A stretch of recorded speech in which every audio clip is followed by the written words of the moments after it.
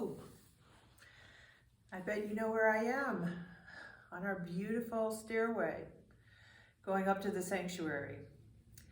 And it's Tuesday, July 7th, and we are talking about social justice this week a little bit, and where we find references to it in the Bible.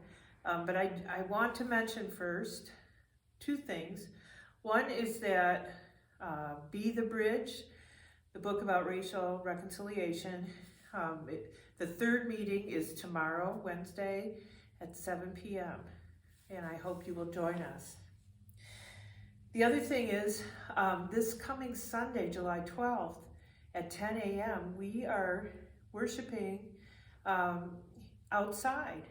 And it's supposed to be not as hot, it's supposed to cool off.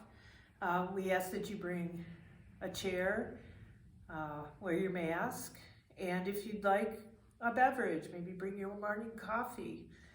And it will not be an hour service, it will be shorter than that. But we're hoping for the best. We're trying this out, and if the weather cooperates, it should be a meaningful time, and so good to see one another. So I just want to share with you a couple of verses.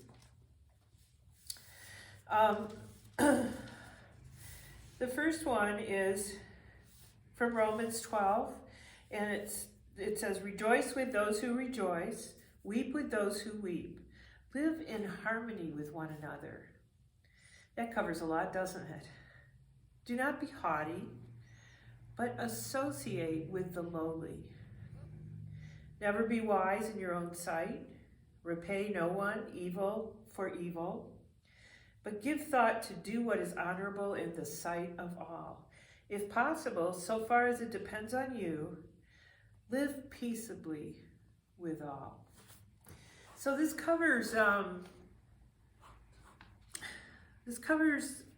lot of ground.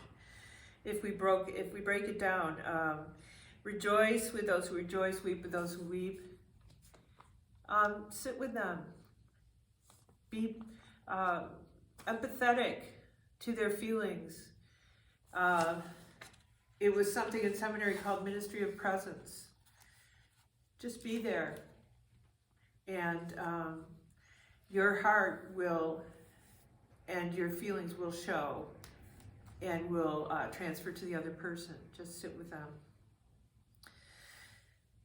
And live in harmony with one another. Boy, we could go on forever with that, right? Married couples, families, kids, parents. It's an ongoing challenge. Don't be haughty, but associate with the lowly. Well, who defines lowly, right? Are we just talking possessions? Are we judging people? But associate with everyone. Never be wise in just your own sight. Don't try to get revenge, repaying evil for evil. Just do the honorable right thing for everyone. Live peaceably with all. These are tough things, but they're very important. And it's something that we aspire to live by every day. And it's the way God wants us to live as well. And here's one from Matthew 7, and you've likely heard this, but it goes, "Or how can you say to your brother, 'Let me take the speck out of your eye,' when there is a log in your own eye?" Right? People who live in glass houses and all that should throw stones. It's judging people. It's we are all made in God's image, no matter where we are on this earth, no matter what we own or don't own, no matter what kind of education we have, we're all made in the same image of God. So